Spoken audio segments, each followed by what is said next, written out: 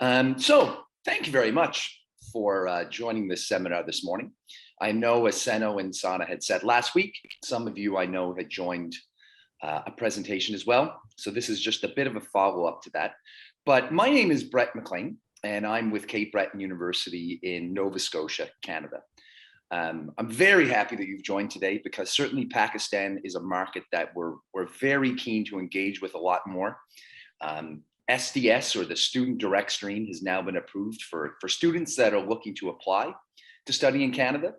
So I think the future looks very good. Just before the call, Shannon and I were talking. I'm hoping to get to Pakistan in early 2022, but let's see how this pandemic goes. So hopefully we'll see each other in person sooner rather than later.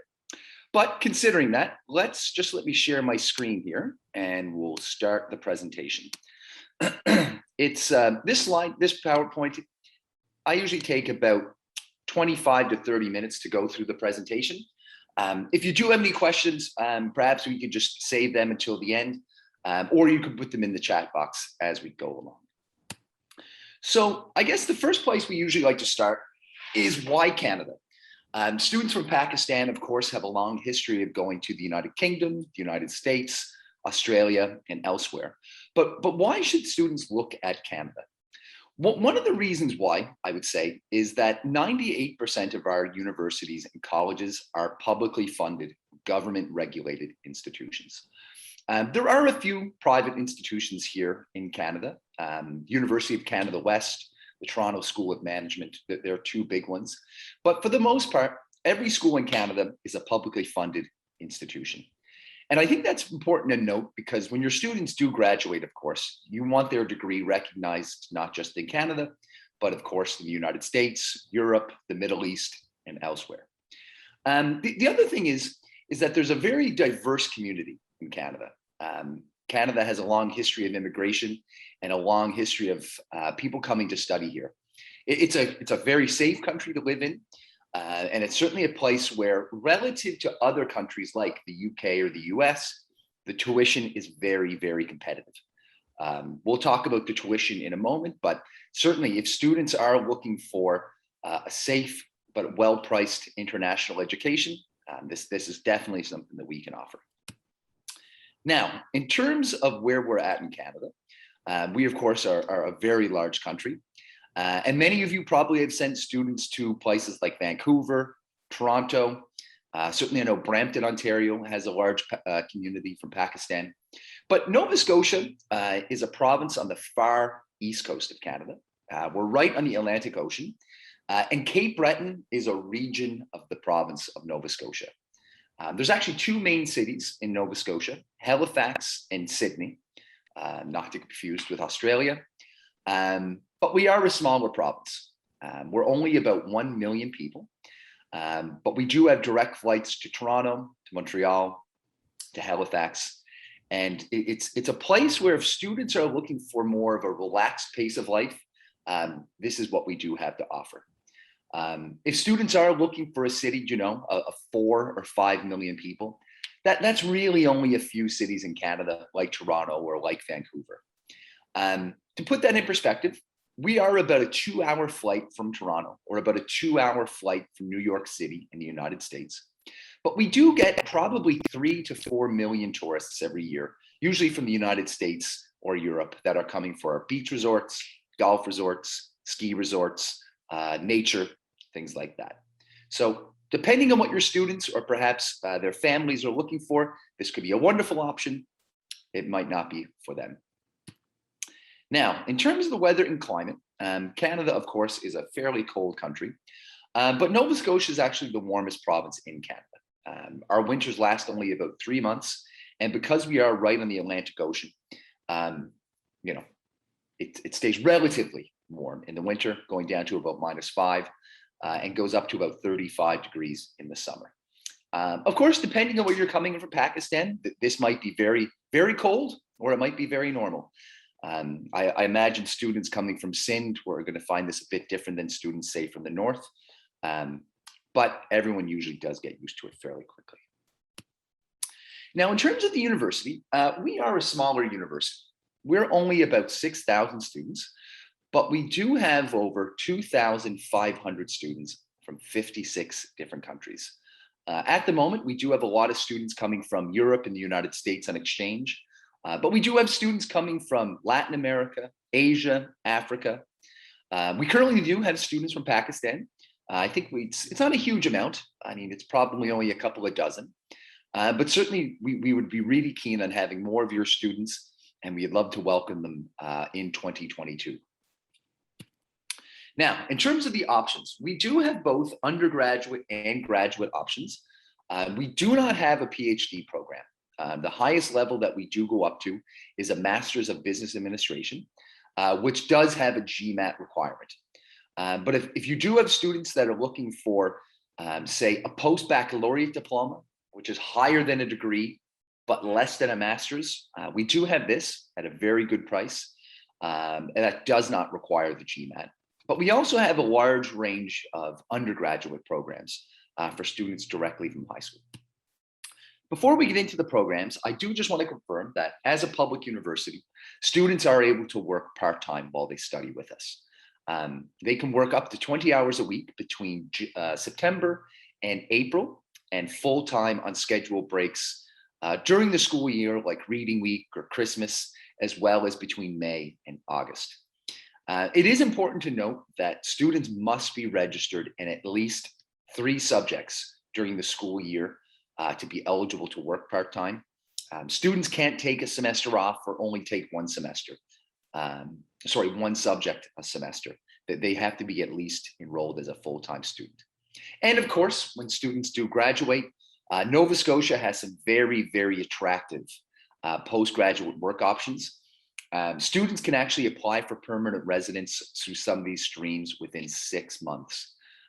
It's why we're seeing a lot of students come to Nova Scotia now instead of, say, Ontario, Alberta, or British Columbia, because of these postgraduate work options.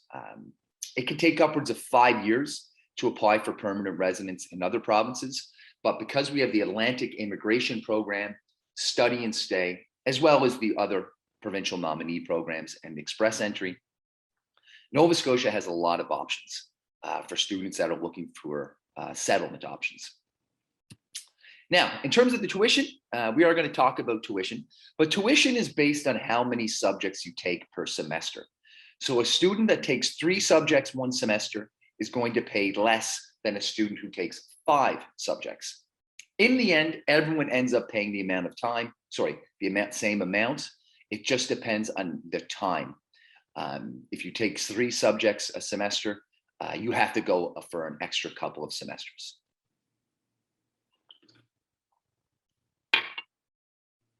Now, let's get into the programs. So the first program is the Shannon School of Business.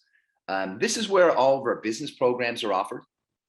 And this would be where our undergraduate and postgraduate students look to apply. If you're a student coming directly from high school, we have your typical Bachelor of Business in Administration.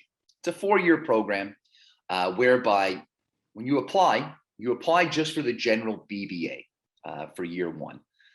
It's not actually until year 2 that you decide that your major is going to be accounting, finance, marketing, something like that. And we have a wide variety of programs. And this is only for high school students. This is a popular program, given that it has a co-op option for year 3 and 4, where students can do a structured paid work term.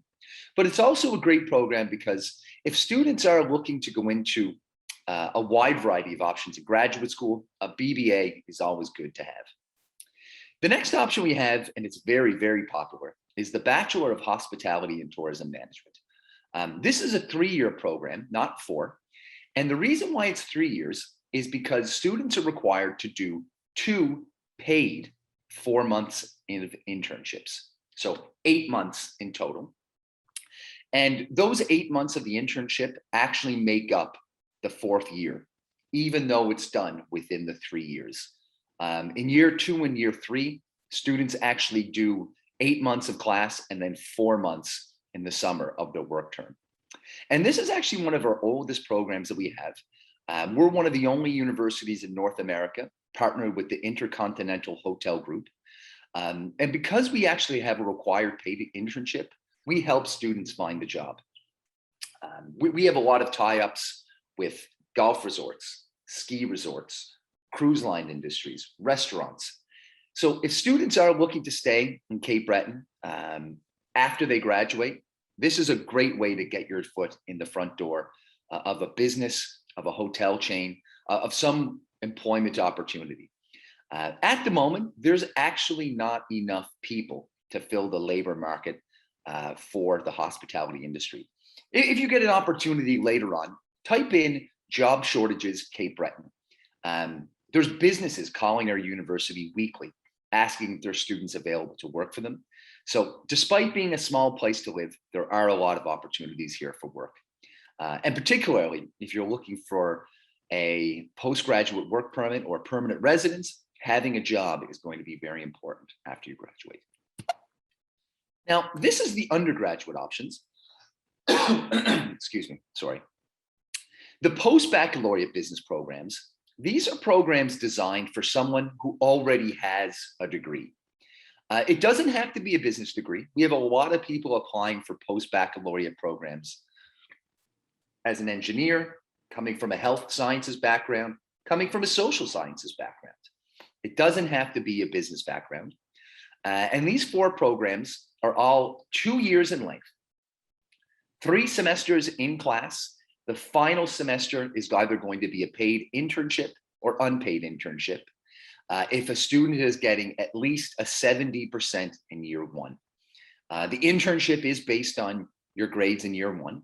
But if you don't have necessarily the grades or you don't want to do an internship, we also have a capstone research project. These programs are designed with the labor market in mind, so that we've actually made these programs because we see the job market in Eastern Canada as requiring students in these sectors. And the first program is going to be supply chain management. Nova Scotia is right on the Atlantic Ocean. We have the 3rd largest port in Canada, Halifax Harbour. And we're right off the coast of some of the largest shipping lanes in the world, from Europe, United States, Latin America, and Africa. And the supply chain management program is designed to have people work in logistics, to have people working to get those goods and services from both oceans to central Canada. Maersk and Hapag-Lloyd, 2 large supply chain management companies, have an operation in Canada. And certainly if this is something of interest to your students, it's an excellent program. The next program that we have is a business management post-baccalaureate program. This program is more designed as a general management program. There's accounting, finance, marketing, and it's really designed for students that are looking to go into a managerial position, maybe run their own business, run a department of an existing business. And it's certainly something that students looking to come from many backgrounds are in this program. We have engineers in this that are looking to perhaps manage a department. We have people coming from pharmacy, the health sciences, not just a business background. The next program is business analytics, and this has become a very, very popular program given the rise of online shopping, online engagement on social media platforms. Business analytics is actually a fairly difficult program to get in, and I'll talk about the requirements for these in a moment, but it's looking at large data sets. Almost all of our students coming into the business analytics program are coming from a finance background or a mathematics background. Companies like Amazon, Facebook, Google, IBM has their Canadian headquarters in Halifax. These are typically the companies that are hiring our students. It's students that are going on to work in essentially processing information that people put online. And this is becoming a multi-billion dollar industry now. And certainly an opportunity that when students graduate, they often do not have problems finding jobs. The professors that we've hired for this program are at the top of their game. A lot of them are coming from Queen's University in Ontario. And certainly if your students are doing well academically in their undergraduate degree in finance or mathematics, actuarial sciences, this might be an excellent postgraduate program for them. And last but not least, we have the public health management program. I think we've heard a lot about epidemiology over this pandemic. This is not so much a lab-based program or a science-based program, but it's more about the business side of healthcare management. Canada has a large healthcare industry, given that it's all run by the government. If students are looking to work in long-term care homes in the management side to running a department in hospital, this is definitely something to consider. Next is our School of Science and Technology. So one of our largest departments is actually our engineering department. We have a very, very large engineering faculty, and it's divided into two sections: the Engineering Technology Department and the Bachelor of Engineering. The Engineering Technology Department is more of an applied engineering program. It's more hands-on. It's been extremely popular with our international students, particularly because there are a lot of job opportunities post-graduation. We have 4 streams. There's petroleum engineering technology, electronics and controls, environmental studies, and chemical engineering technology. Particularly a few years ago, when oil and gas was very high in price, our petroleum engineering program was the rock star program of the department. The price of oil has obviously dropped quite a bit since then, but it is increasing. And this is certainly a program that we're seeing more uptick. We're seeing an increase in applications once again. But if you are looking to work in the energy sector in Canada, if you're looking to work for Nova Scotia Power, if you're looking to work for a wide range of industries, this is certainly an interesting program to consider. This is a program that can either be 2 years in length, 3 years, or 4 years in length, if you're coming directly from high school. If you're someone that already has an engineering degree in Pakistan, we can actually give you what's called advanced standing, or recognize those years that you've spent in university. And we can give you entrance into the degree program. Instead of doing, say, 3 or 4 years, you only have to do 2 years to complete an undergraduate degree.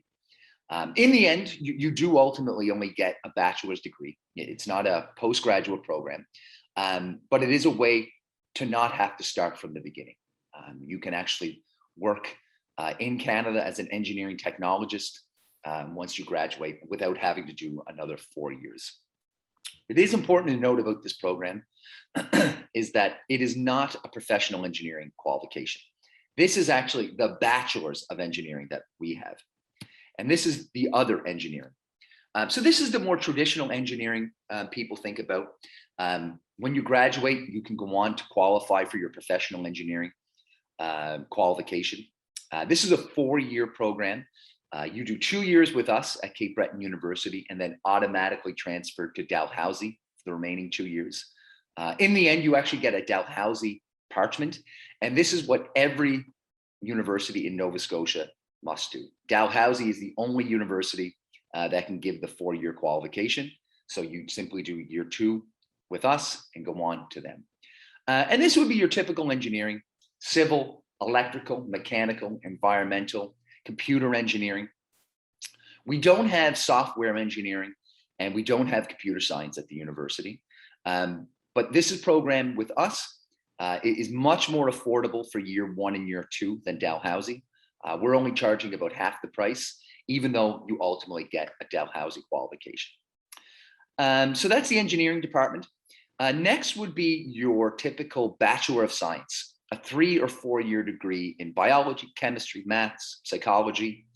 Students that are looking to go into a medical program or a pharmacy program must do this qualification first. Unlike the UK or Australia, there is no direct entry into medicine or pharmacy from high school. So students looking to get into one of those programs would need to do a Bachelor of Science first in biology, chemistry, or maths. Next is School of Arts and Social Sciences. This is a program certainly for students looking to do international relations, political science, history, studying languages, journalism. We have these programs directly from high school only. We also have a 2-year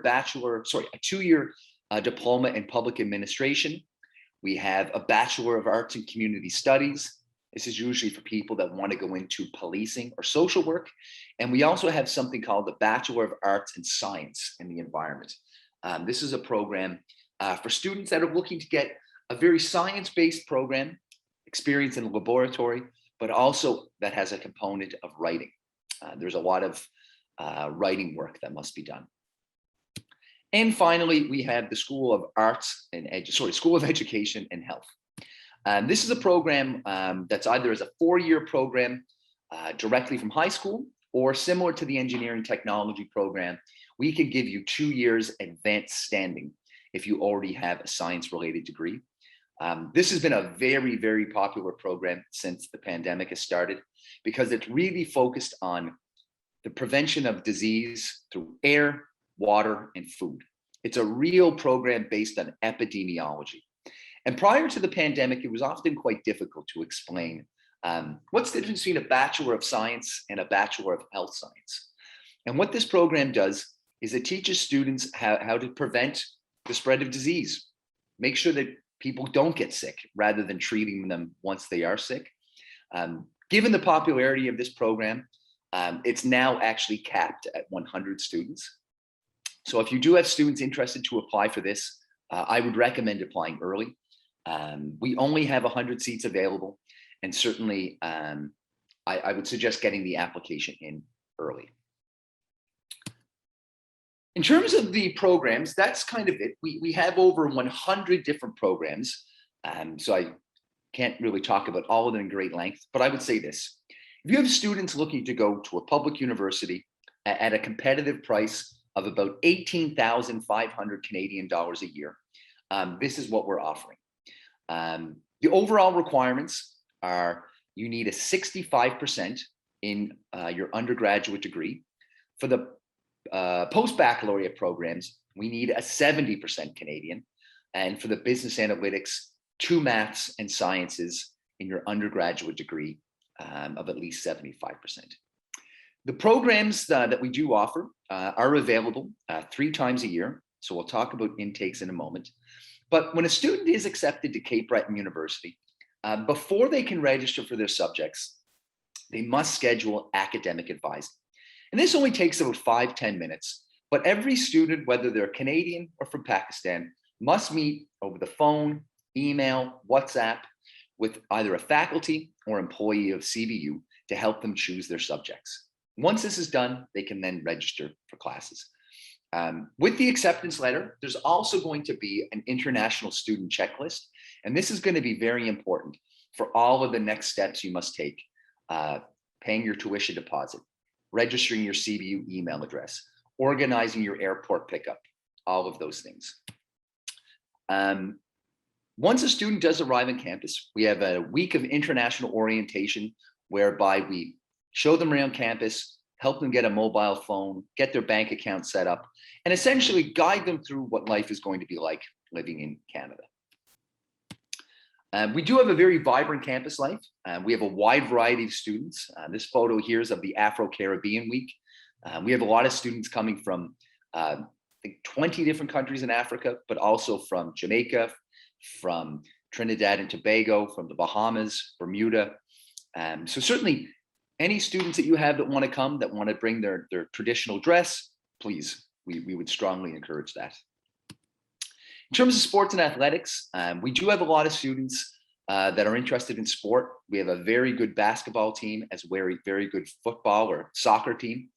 Certainly, I know that cricket is obviously very, very popular, and we have a lot of students coming from the subcontinent, the Caribbean, that do play cricket. Usually this is done on the outdoor football pitch, but we have basketball courts, a gym, an ice hockey rink, that's all available free of charge. In terms of the process of applying to Cape Breton University, we have 3 intakes per year in September, January, and May. But I think I'm going to hand this over to either Seno or Sana to discuss this part here. Yeah, thank you, Brett, for that wonderful presentation. I'm going to very quickly explain how a student or how you can apply to Cape Breton University. We have a very simple, straightforward process for every intake that we have. So we have, like Brett said, we have 3 intakes in a year, mainly the September, January, and the spring summer, which is normally in May and April and May, but normally May is what we recruit students for. So those are the 3 intakes that we are recruiting students for at the moment. The deadline is written over there. We will also be sharing the deadline over emails. We do that like, 20 days before or 15 days before, so the countdown starts clicking. At the moment, the processing time is about 15 working days. That's what we are trying our best to do. But in the past a week or so, we have been noticing some delay. But please bear with us if that is the case. But 15 working days is what we are taking to give you a decision on the application that you will be submitting. The way the application process works is very simple. We're very glad of our colleague Sana, who stays and who is based out in Pakistan. So there are 2 ways in which you can submit your application. There is a paper-based application which is available with Sana. You can just fill up the form and submit it to her or give it to one of our email IDs that you may have already, wherein the team here will be pre-assessing your documents, as in just to check whether you're eligible or not and things like that. And if it is eligible, then we will submit the application and $80 will be deducted then. Okay. The other way to do it is CBU is also available on the MSM Unify portal. I'm sure many of you are aware of that. If you are comfortable using that portal, please go to our portal. You have an account already, and then you can submit your application through that. There is no paper-based application. It's a very simple online application that you can submit. Once you submit over there, we will be able to get the application from MSM Unify. So that's how it works. We don't require any hard copy transcript or anything like that. We will need the scanned copies of your mark sheet, your grade 11, 12, or even your university degree if you have any. So all of those must be the scanned copy of it. So that's what we have in terms of processing and document. The admissions requirement is pretty basic. We are looking for approximately, like 65% overall in your grade 12 if you are looking for a bachelor's degree. And for the post-baccalaureate program, we do have a different grade. So if you are from a university which has letter grade, it will be grade B. If it's a like UK kind of a university, it will be second class lower division. If it's a percentage, we are taking anything between 50 to 55% in your grade in your bachelor's qualification. The other one would be your IELTS. Brett, if you could just move on to the next slide, please. Yes. So at CBU, the English requirement is 6.5 with no module less than 6. So that's the requirement that we have. And also the other ones that you can see over here. However, if you have studied in English for a minimum of 2 years, we're okay to accept your application with the medium of instruction. So that's a letter that is given by your previous institution, your university or school, stating that you have studied in English for a minimum of 2 years. So if you're able to provide that, we will not be looking into the IELTS. We will not need the IELTS score. There are 2 things that I wanted to highlight in this. In the past, we have seen a lot of people coming back to us saying that, oh, I have submitted the MOI, but my application has been rejected. Why? In most of the cases, when I go through it and have a look at it, I see that they also, along with MOI, they would submit an IELTS score, which is not 6.5, which is below 6.5. And that's when the problem is, like, your IELTS scorecard trumps over your MOI if you provide both the things. So our recommendation is, if you are coming to CBU through an MOI, don't provide the IELTS score. Point number 1. Point number 2, having said that, don't provide it. There's another thing that you need to keep in mind is, getting admissions in CBU is one part of the process to go to Canada. The other part is, of course, your study permit. So when you are applying for a study permit, we will 120%. I know there's nothing such, but yeah, we will highly recommend that you write your IELTS and get at least a 6 band overall and apply under the SDS category and not general category. So because we have seen a very high success in the in the SDS category compared to the general category. So that's one thing we will highly recommend you to have before you submit your visa application to the immigration section for your visa.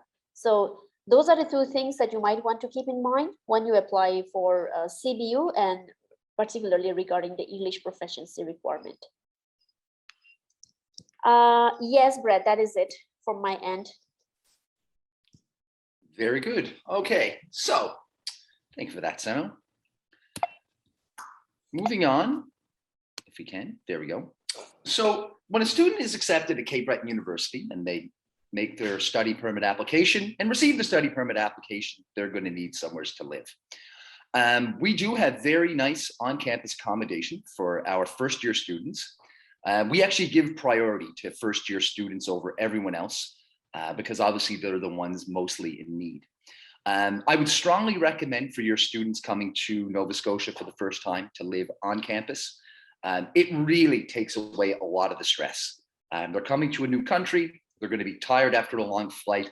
It's always nice to have a place to live and not have to try and figure out where you're going to be staying. Students must live on campus for a minimum of 1 semester. They can't come and just stay for a few days or a week. So if they do want to live on campus, they have to stay for at least 1 semester. There are different types of rooms. There's shared accommodation where there's literally 2 beds in 1 room. There's an option of having your own room to sleep and study in privacy, but a shared apartment with a kitchen, living room, and bathroom. Or there's actually a private room on their own. Depending on what you choose will be the price. All prices are listed on the website, but it ranges from about $2,900 to about $3,500 per term. So that includes 4 months, September, October, November, December. All of your bills will be included in this: heat, lights, electricity, and internet. The only thing that would not be would be your food. Students can take a meal plan on campus because I know a lot of students leaving home for the first time might not be too keen to cook. We have all options available. We have vegetarian options. We have halal options. We have different varieties for all diets. Or they can have an apartment with a kitchen if they decide they don't want to take the meal plan. Considering that, if students do decide they want to live off campus, we also have an off-campus living site whereby students can find links to different apartments available off campus. But please know, it is up to the student to negotiate the details of the contract with the landlord. We don't get involved in private contracts. So some landlords will require only the first month's rent. Others might require first and last month's rent. Some might require a security deposit, different things like that.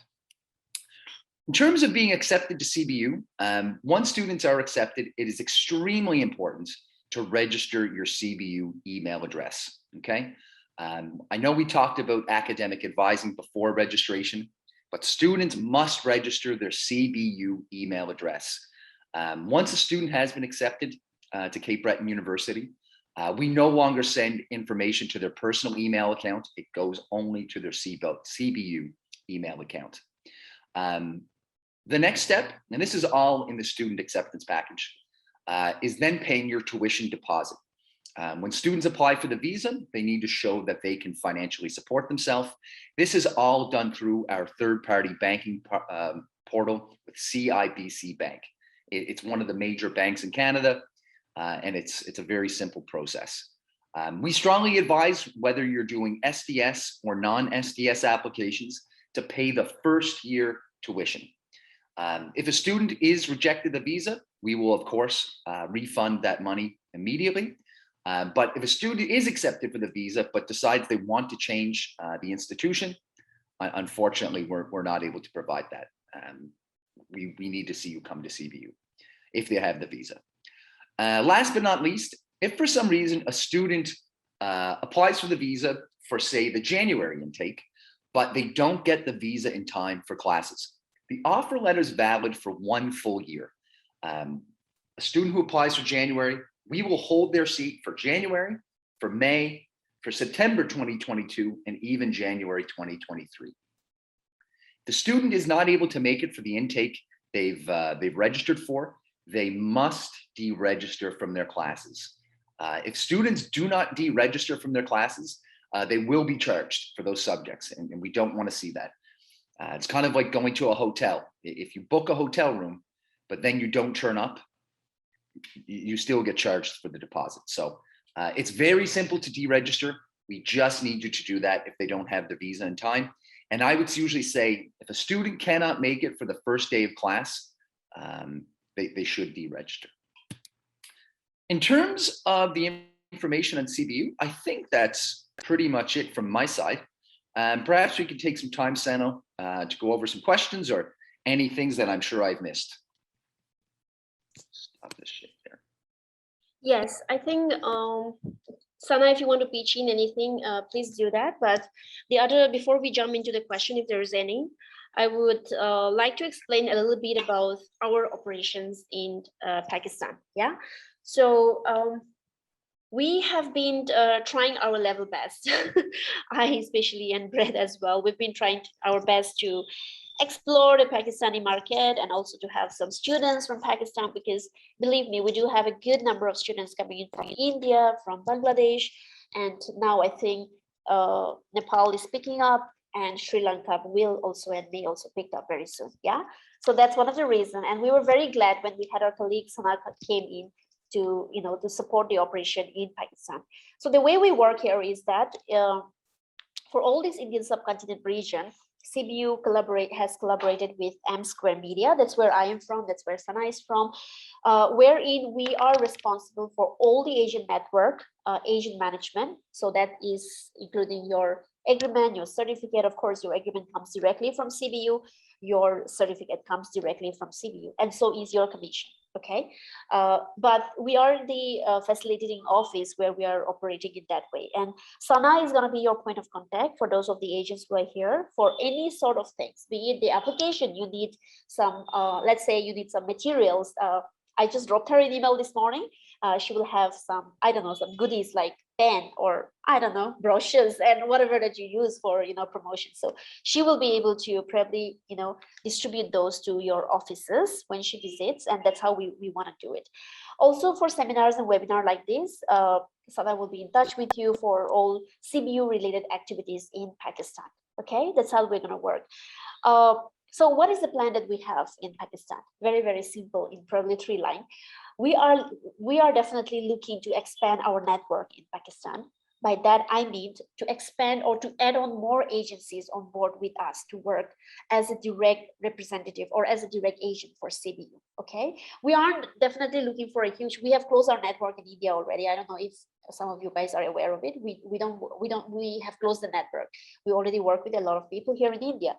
For Pakistan, so that's the plan we have. The second plan we have is Brett is eager to fly into the country as early as possible, as early as early 2022. So we will plan to host, probably Brett, you can organize that, plan for it more, to have an Asian networking event, like physical one, where we are able to come meet you and things like that. So those are a couple of things that are in plan at the moment. We want to give you the best support, and that's the reason we have Sana placed over there, where she's going to be available over a phone call, because I may not be, or Brett may not be, or no. So that's one thing. So these are the 3 major system that we have placed behind to support our agent network that we work with. Okay, what do we give in terms of compensation or in terms of commission? We will pay 15% flat on the international tuition fee, excluding miscellaneous, of every student that you will send to CBU for the first semester as well as the second semester. So I think our commission, it depends on which program the student is taking, but I think the highest that we have is around 2,800. Brett, can you remind me? Like it's approximately 2,800 something, right, for a full commission fee? Yeah, I'm just doing the maths here. So this year, so for 2021, 2022, the tuition fee and the international tuition differential is, I think it's about 18,500 Canadian dollars for an undergraduate program, multiplied by 15%. It's approximately 2,800 Canadian dollars for undergraduate students. And the post-baccalaureate programs are a little bit less in tuition. So the commission is slightly less for postgraduate students, but it's approximately 2,800 Canadian dollars. And our tuition goes up every year, about 3%. So you can expect your commission every year to go up approximately 3%. Yeah. Not 15 to 18%, 15% of the real number. Yes, 15% stays 15% until for the changes, but the tuition fee increases, so hence the amount of your commission increase. So that's what we are offering. So and commissions are paid out twice in a year. So I usually, Sana, this is for you as well. Usually agents will ask me, aren't you going to pay for the May commission? We will pay for every student of yours that comes in the campus. However, the payment cycle would be twice in a year. Okay, it will be once in winter, once the January intake gets over, and the second one would be in fall after the September intake enrollment list is ready. So what happens to the one in between the summer? We will club all of your summer students along with your fall students and pay you at once. Okay, after the September intake listing is over. So that's what we do. We try our very best to pay out all our commission on time. And in the past, if you have heard some feedback, there has been some delay, and I won't deny that fact. If in case you have some agent back in India and then they are not paying you because CBU has not paid you, so there has been delays, but we are trying our very best to accommodate all of those things. Just to let you know, all your commission come directly from CBU finance office. Okay, so those are a few points that I wanted to let you know. If there is anything that we can support you to make this initial stage, I'm hoping, I don't know, Brett, what do you think? But I feel that it will take a good 2-3 intake for us to settle down completely in the country. With Sana's support, I'm very optimistic, like I said earlier. But that's what I feel. I mean, it's gonna start with 2 students and probably go up. Yeah. Yeah, no, I mean, we've been very fortunate to be partnered with MSM now since 2015. It's actually 6 years now that we've been together. And, these things don't happen overnight. It takes time to build the brand. It takes time to build the region. I know certainly there's a large Pakistani community in Canada, but they may not necessarily be familiar with the options in Atlantic Canada. I know certainly for Bangladesh, India, the Philippines, it usually takes at least 2-3 visits to kind of build some momentum. But I am confident that once we do get a few students coming, they almost always have an extremely positive experience. They often tell friends and family. So I expect as soon as travel is possible, we will be in market in Pakistan for, multiple times a year to get these things communicated across. Yeah, so that is it. Sana, you have anything to say? I just wanted to request Brett to please visit Pakistan. My agents, I have received a couple of messages regarding your visit. They wanted to meet you. They wanted to promote CBU through you as well. And definitely school graduates, because our A-levels IB curriculum result is coming in September. So many students would like to speak to you that time as well. So we'll keep doing these sessions, but your presence is equally important as well. Tell me this, Sana. I mean, we've been dealing with this bloody pandemic for 18 months now. Yeah. What is, I mean, and I know it's very asymmetrical, different countries at a very different stage. Are things starting to open back up within Pakistan? I know you're based in Lahore, but already are people starting to come? Yes, borders are open and people are traveling now. So yeah, there are only certain SOPs that they need to follow. There are certain vaccinations they are accepting from the different countries, and people are traveling, so it's open. Yeah. Wonderful. Okay, well, I hope to have an update then for you, hopefully in the next couple of months. Please, I'll be very excited for that, and I will notify to all my agents, those who are already on board, and some of them, under process. So definitely make the arrangements accordingly. Yeah. Great. Yes. Yeah, now, Sana, it's kind of like I'm leaving it up to you in terms of the agent network expansion and whatever you call it. I know your network is good over there. You just need to see and select how they can come on board with us. Yes. And ideally, like a good pool of Asian. When I say good, I mean I'm not expecting something like India or West Africa, but something that you can work well with, and we can have some students from the country. So that's completely up to you to work on. Yeah. No worries. The agents, those who are already on board, they have excellent expertise with the visa file and everything. So I'm expecting applications for Jan intake, Jan 2022. Yeah. Cool. Yeah. Yeah, so that is it for today. I don't see any questions over here, so I think we're gonna leave it from there. Yeah, okay?